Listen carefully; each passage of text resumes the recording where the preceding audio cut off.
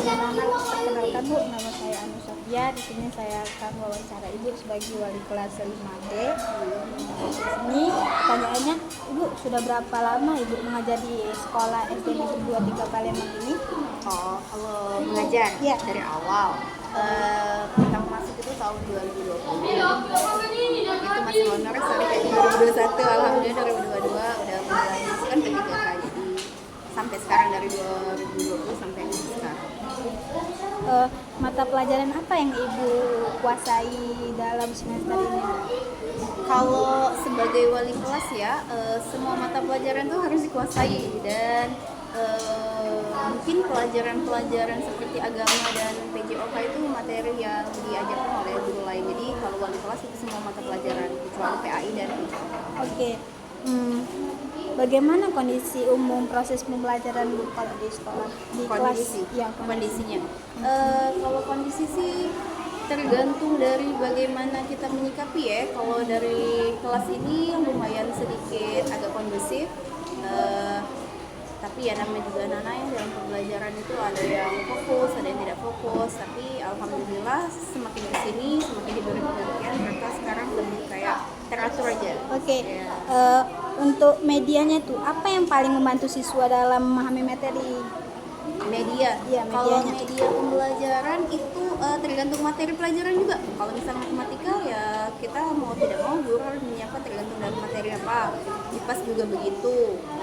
Pendidikan Pancasila yang kemarin saya baru buat, jadi tidak semuanya harus memakai media. Jadi bisa juga kan sekarang kan pembelajaran itu tidak harus media.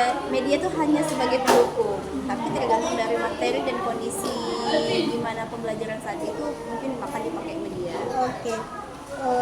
Ibu, tantangan apa yang Ibu biasa yang dihadapi saat mengajar di kelas? Tantangan. Ya, tantangan. Tantangan apa ya?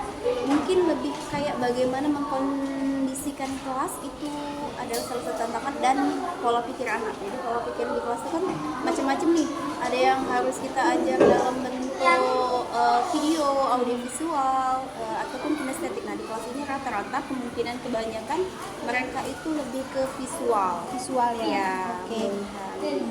Kalau bagaimana cara Ibu meningkatkan motivasi siswa dalam belajar?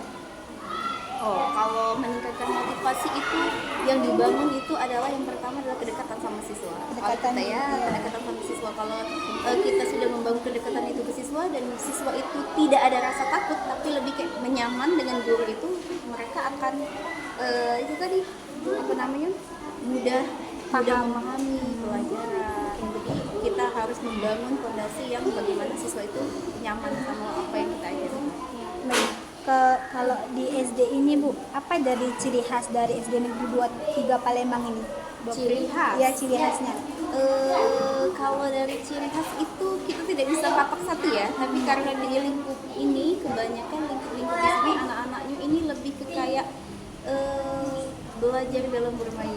Iya. Dia senang dalam belajar dan bermain. Kalau dari ciri khas sekolah ini itulah mereka ini dari anak-anak yang apa ya aktif di lingkungan masyarakat dan di sini jadi dia lebih aktif, lebih senang kayak main, belajar dalam bermain. Biasanya Ibu programnya tuh apa aja sih menurut Ibu yang paling membantu dalam perkembangan siswa dalam sekolah ini? Program. Iya, programnya apa aja? Oke, kalau program itu bisa, kalau apalagi di mereka nih yang mau was-was mau ulangan ini biasanya program-program dari sekolah itu biasanya kolaborasi sama kayak misal teman belajar. Yang paling sering itu teman belajar. Jadi mereka itu ada satu program yang mereka buat dan kolaborasi dengan kami itu biasanya kalau menyambut UAS. UAS itu asas itu mereka selalu kolaborasi mengajak anak-anak SD 23 itu untuk mengikuti itu apa lomba. Itu sebenarnya bukan lomba sih, lebih ke kayak bagaimana menguji pemahaman mereka selama belajar. Oke, baik Bu, terima kasih atas wawancaranya. Sama-sama.